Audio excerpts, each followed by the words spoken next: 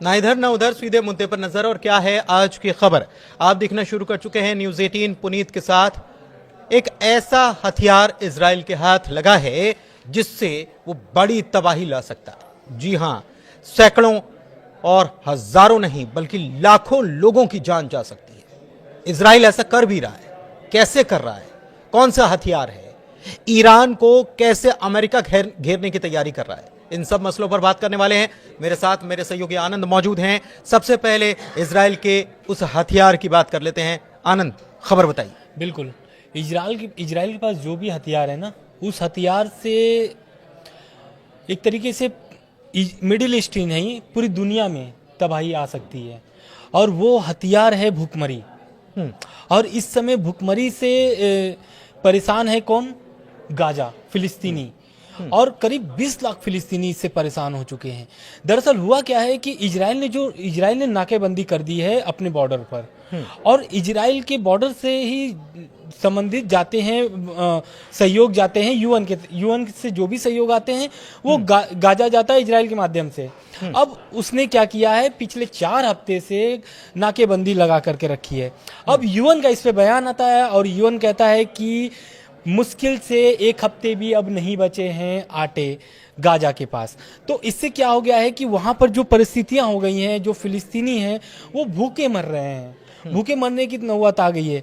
तो इसको लेकर के और इस पर क्या है कि इजराइल एकदम मानने के लिए तैयार नहीं है, नाकेबंदी खोलने की तैयारी मूड में एकदम नहीं दिख रहा है। और जैसे जैसे समय नजदीक आ रहा है, ये मुश्किल से जो यूएन के बयान को अगर मैं कोट करूं तो यूएन का बयान है कि 1 हफ्ते भी आटा नहीं बचा है, आटा खत्म हो गया है गाजा के पास। मतलब कुल मिलाकर के भूखी मरने की नौबत आ गई है गाजा को। बिल्कुल, गाजा को भूखे मरने की नौबत आ गई। 1 महीने पहले आप कह रहे हैं 4 हफ्ते, लेकिन हम देख रहे हैं कि 18 मार्च को इजराइल की तरफ से अटैक किया गया था, युद्ध विराम का उल्लंघन किया गया था। और उसके पहले से ये नाकेबंदी चल रही है। और नाकेबंदी अगर की गई है तो क्यों की गई? बिल्कुल, देखिए, पहले तो इजराइल नाकेबंदी सीज फायर चल रहा था लगभग 2 महीने से। और सीज फायर का लगातार दोनों पालन कर रहे थे, चाहे वो हमास हो चाहे फिर इजराइल हो। लेकिन बीच में हमास के एक बयान से इजराइल भड़क जाता है। दरअसल वो हर शनिवार को हमास इजरायली कैदियों को छोड़ता था। लेकिन एक शनिवार ऐसा पड़ा था जिसमें हमास ने मना कर दिया था कि हम किसी भी कैदी को नहीं छोड़ेंगे। इस पर ट्रंप का बयान भी आता है। ट्रंप अगर बोलते हैं कि सभी इजरायली बंधकों को एक साथ छोड़ो, ऐसी धमकी भी दी गई थी उनके तरफ से, ट्रम्प की तरफ से। लेकिन जब ये सब चीजें हो जाती हैं, लगातार आरोप भी लगते हैं कि इजराइल उल्लंघन कर रहा है। कभी हमास बोलता है कि इजराइल उल्लंघन कर रहा है, कभी इजराइल बोलता है हमास उल्लंघन कर रहा है। इन सब के बीच में इजराइल का बयान आता है और इजराइल बोलता है कि पहले वो जो सीज फायर तोड़ने का उल्लंघन करता है तो इजराइल की तरफ से नाकेबंदी की होती है। पहले वो जो वॉर नहीं करता है, पहले बमबारी नहीं करता है, पहले होता है ना कि रीढ़ की हड्डी तोड़ना, तो गाजा की रीढ़ की हड्डी तोड़ी नाकेबंदी करके। यानी कि जो खाने के सामान पहुंचते हैं वो अब लगभग 4 हफ्ते से नहीं पहुंच रहे हैं, 18 मार्च से अगर देखा जाए तो फिर कैसे काम चल रहा है? बिल्कुल, अब जो उनके पास सामान बचे हुए थे वो उसी पर उनकी सारी चीजें चलती रही थी। मतलब जो भी खाने उस समय तक पहुंच गए थे, अब उसी में वो लोग काम चला रहे हैं। मतलब जिसके पास अगर उदाहरण अगर मैं दूं, जिसके पास अगर 5 किलो आटा पहुंचने थे तो वहां पर अब 2.5 किलो। बहुत सारी एजेंसियां वहां पर काम कर रही है, सहयोग कर रही है गाजा में लोगों की, पीड़ितों की। अब वो लोग भी सहयोग आधा कर दिए हैं। मतलब जो भी वो खाने के सामान को मुहैया कराते थे पीड़ितों को, अब वो क्या कर दिए, आधा कर दिए हैं। तो जिससे इजराइल की गाजा में मतलब रसद आदि देना शुरू कर दिया। बिल्कुल रसद आदि कर दी है। इसके अलावा ये खबर ये भी है कि लगातार बॉम्बार्डिंग हो रही है और इसकी वजह से वो जो कर्मचारी वहां पर मदद करने के लिए या लोगों की जान बचाने के लिए या जख्मियों को अस्पताल पहुंचाने के लिए, तमाम जो मदद करने के लिए लोग वहां पर मौजूद हैं, वो भी पहुंच नहीं पा रहे हैं, ऐसी भी खबर है। बिल्कुल, दरअसल क्या है कि अब कर्मचारी भी वहां पे फंस चुके हैं, क्योंकि अब 18 मार्च के बाद से लगातार इजराइल हमला कर रहा है और उसमें लगातार जाने जा रही हैं, बच्चे भी मर रहे हैं, महिलाएं भी मर रही हैं। अब उसमें जो कर्मचारी सहयोग करने के लिए गए थे वो भी अब उसमें मतलब एक तरीके से निशाने पर आ गए हैं, क्योंकि उनको भी वही परेशानी सहना पड़ रहा है जो गाजा में रहने वाले लोगों को पड़ रहा है। तो कहीं ना कहीं अब कर्मचारी भी जो सहयोग कर रहे थे अब धीरे धीरे वो भी पीछे हट रहे हैं। और गाजा भी, अब गाजा में एक दो लोग हैं नहीं, ऐसा नहीं है कि 1000 की संख्या में, लाखों की संख्या में 20 लाख फिलिस्तीनी वहां पर फंसे हुए हैं।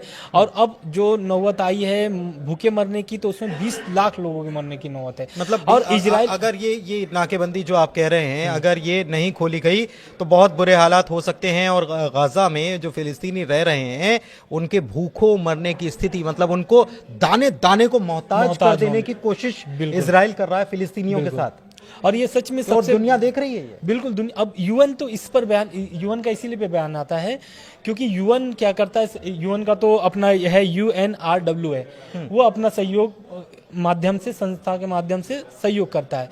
अब यूएन को रोका है कौन? इजराइल। आगे जाने की, जैसे जो ट्रकें आती हैं सामान अनाज और सहायता के लिए, अनाज के लिए, अब वो आगे बढ़ने नहीं दे रहा है इजराइल। और इजराइल की मांग क्या है? इजराइल का जो मांग है, अब उस पर यूएन भी अपना कुछ वैसा कह नहीं पा रहा है या फिर कार्रवाई नहीं कर पा रहा है, क्योंकि उनके भी लोग वहां पर फंसे हुए हैं। मतलब हमारे लोगों को छोड़ोगे नहीं। हाँ, तब तक कुल 56 लोग उनके हिफाजत में हैं। हमारे लोगों को छोड़ोगे नहीं तो हम आप सबको भूखों मार देंगे। अब तब तक सप्लाई नहीं मिलेगी जब तक हमारे लोगों को रिहा नहीं किया जाता। बीते दिनों हमने देखा कि शायद यही वजह थी कि फिलिस्तीन के जो लोग हैं उन्होंने हमास के लोगों के खिलाफ भी प्रदर्शन किया। बिल्कुल, हमास के खिलाफ इसीलिए प्रदर्शन किए थे क्योंकि हमास को वो बोल रहे थे कि आप सत्ता से बाहर जाओ, आप गाजा छोड़ करके बाहर चले जाओ, फिलिस्तीन छोड़ करके बाहर चले जाओ। क्यों कर रहे थे? क्योंकि गाजा के लोग वहां पे समझ चुके थे, क्योंकि अब जो सीज फायर का उल्लंघन करके अगर इजराइल हमला कर रहा है तो कहीं ना कहीं इजराइल को भी दर्द हुआ है। दर्द मतलब कैसा? इजराइल क्या है कि इजराइल लगातार जिस पॉइंटर पर सीज फायर हुए थे, उस पॉइंटर को इजराइल आरोप लगा रहा है हमास पर कि इस पॉइंटर को फॉलो नहीं कर रहा है। कौन? हमास। अब गाजा में जो लोग पहले तो प्रवास कर गए थे, लोग चले गए थे अपने घर मकान छोड़ करके, लगभग 70 से 80% गाजा बर्बाद भी हो चुका है। तो अब जो वापस जो लगाए थे सीज फायर के दौरान, लोग वापस आ गए थे। अब वो उनकी जाने की जो स्थिति है वो नहीं है अब, क्योंकि कोई भी अपना घर बार बार छोड़ करके नहीं जा सकता है। बिल्कुल। अब वहां पर, अब तो बस तो गए हैं लेकिन वहां पर हमला जारी है। अब हमले के साथ साथ जो ये बड़े हथियार का उपयोग कर लिया है इजराइल, इससे लोगों को बिना मारे, मतलब जो होता है ना कि बिना हथियार चलाए मार देना लोगों को, वो ऐसे रणनीति एक तरीके से नेतन्याहू ने बना लिया है। और सबसे बड़ी बात यह है कि रास्ते बंद हो गए, रास्ते बंद कर दिए गए, मतलब हर तरफ से एक प्रकार से घेर लिया गया है।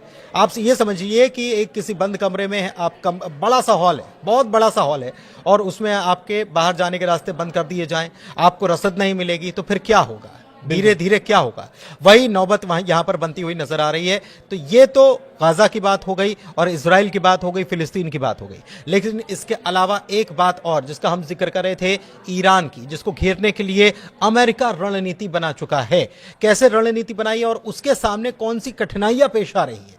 अमेरिका को भी मुस्लिम मुल्क चेता रहे हैं। क्या चेता रहे हैं और ईरान मुस्लिम साथियों को क्या चेता रहा है? इसी को समझते हैं आनंद से। आनंद बताइए। बिल्कुल, देखिए ईरान के साथ क्या हुआ है कि ईरान लगातार धमकी दे रहा था अमेरिका को, अमेरिका भी लगातार ईरान को धमकी दे रहा था। लेकिन इस बीच जो आता है, अमेरिका को झटका लगता है और ऐसा लगता है कि ईरान की सपोर्ट में कुछ मुस्लिम देश जो है वो समर्थन में आ गए हैं। फैसले से लगता है। दरअसल मिडिल ईस्ट में बहुत सारे एयरबेस हैं अमेरिका के, उसमें से कुल 5 देश जो है वो एयरबेस को यूज करने से मना कर दिया है अमेरिका को। और अमेरिका जो है अगर हमला करता है, जैसा कि ट्रंप बोल रहे हैं कि बमबारी होगी और ऐसी बमबारी होगी कि ईरान कभी पहले ऐसा नहीं देखा होगा, तो ये जो बमबारी होगी तो ऐसा थोड़ी नहीं कि अमेरिका से डायरेक्ट होगा। अमेरिका के जो मिडिल ईस्ट में एयरबेस है वहां से अमेरिका हमला करेगा। तो ईरान भी वैसा ही प्लान बना करके रखा है कि अगर हमला करता है अमेरिका तो पहले मिडिल ईस्ट में जितने भी अमेरिका के एयरबेस है उसको तबाह किया जाएगा। अगर वहां से हमला होता है, बिल्कुल। और अगर हमला होगा तो अब जैसे उसमें आ जाएंगे, कतर आ जाएगा, कुवैत आ जाएगा, सऊदी अरब आ जाएगा, यूएई आ जाएगा, ओमान आ जाएगा, इराक आ जाएगा। इन सभी देशों में जो है कि अगर जाहिर सी बात है अब इन देशों से हमला होगा अमेरिका का, तो जाहिर सी बात है इस पर ही हमला करेगा ईरान। तो कहीं ना कहीं इसमें मुस्लिम देश आपस में लड़ जाएंगे। और अमेरिका के तो उसमें वहां पे तो कुछ ही सैनिक तैनात रहेंगे, ऐसा तो है नहीं कि अमेरिका पूरा वहां पर अपने पूरी सैनिक तैनात करके रखा है। अमेरिका को कुछ नुकसान होगा, लेकिन जिस पर हमला होगा वो पूरी तरीके से प्रभावित हो जाएगा। दूसरी बात, इस हमले में वो अब आप सबको पता है कि मिडिल ईस्ट में यूएई के पास कितना तेल भंडार है, सऊदी अरब के पास कितना तेल भंडार है, कतर के पास कितना है, इराक के पास कितना है, सबके पास तेल भंडार है। अगर हमला होगा तो जाहिर सी बात है ईरान तेल भंडार को भी निशाना बनाएगा। इस कारण से ये कुल 5 जो देश थे अमेरिका को मना कर देते हैं साहब कि भाई साहब अगर आप हमला करते हैं ईरान पर तो मैं इसमें सम्मिलित नहीं होना चाहता हूं, मेरी जगह का इस्तेमाल मत करना, मेरे जगह का इस्तेमाल मत करिए। दूसरा कि अगर आप मेरे जगह का इस्तेमाल करेंगे तो कहीं ना कहीं मैं पूरी तरह से प्रभावित हो जाऊंगा। एक चीज और है, ये हमला करना और वॉर, इसमें फर्क होता है। देखिए आनंद, बिल्कुल ठीक है। और अमेरिका ने कहा है कि हम इतने बम बरसाएंगे, तो यानी कि वैसे भी अमेरिका इतनी दूर से ये युद्ध जो है वहाँ लड़ा तो वहां नहीं जाएगा, अमेरिका और ईरान के बीच में डायरेक्ट तो लड़ा नहीं जाएगा, इसमें बीच में बहुत सारी जमीन है ना, तो ये वहां लड़ा जाएगा। इसके अलावा भी कुछ स्ट्रेटेजी के तौर पर कुछ जंगी बेड़े जहाज जो है वो तैयार कर दिए हैं क्या? बिल्कुल, जंगी बेड़े तो देखिए पहले तो आप देख रहे होंगे कि सीज फायर पहले अमेरिका ने कराया था, किससे? हमास से और हिजबुल्ला से, इजराइल का।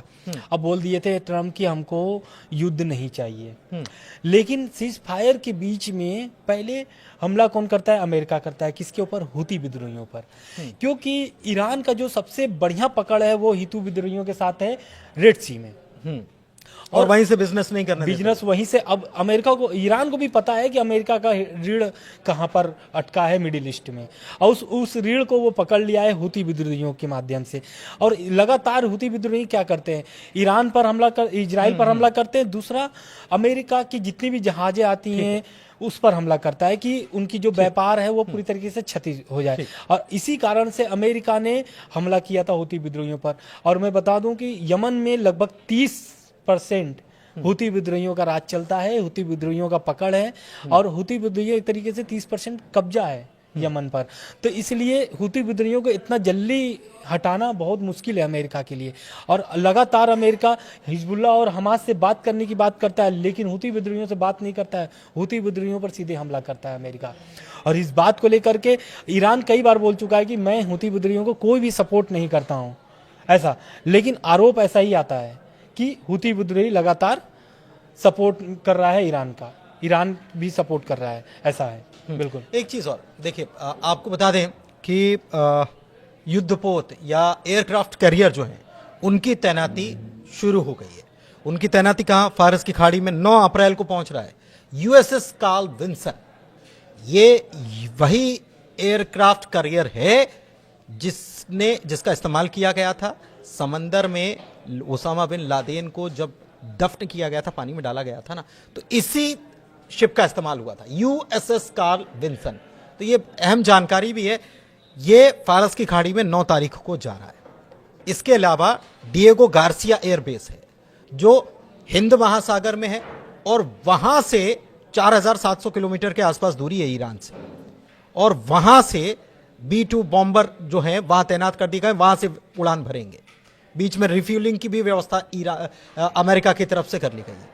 लेकिन ईरान ने भी अपनी तैयारी कर ली है। रूस ने कह दिया है कि हम उसके साथ खड़े हुए हैं, तो आप इसको छेड़ेंगे तो हम छोड़ेंगे नहीं। ये परिस्थितियां बन रही हैं, हर तरफ से घेराबंदी जो है वो शुरू हो गई है। लेकिन दूसरी तरफ जो अमेरिका के जो अड्डे हैं मुस्लिम कंट्रीज में, उनका इस्तेमाल वो नहीं कर पाएगा। कहीं ना कहीं ईरान की ये कूटनीति यहां पर शायद काम कर गई हो, क्योंकि तेल का धंधा साथ में करते हैं, तो फिर जब साथ में बिजनेस आप कर रहे हैं तो बिजनेस का तो ध्यान आपस में एक दूसरे का रखना पड़ेगा, वरना नुकसान तो सबका होगा। शायद ईरान की तरफ से यही कह दिया गया हो। फिलहाल इस वीडियो में इतना ही, चर्चा को यहीं समाप्त करेंगे, ज़्यादा वीडियो लंबा नहीं हो।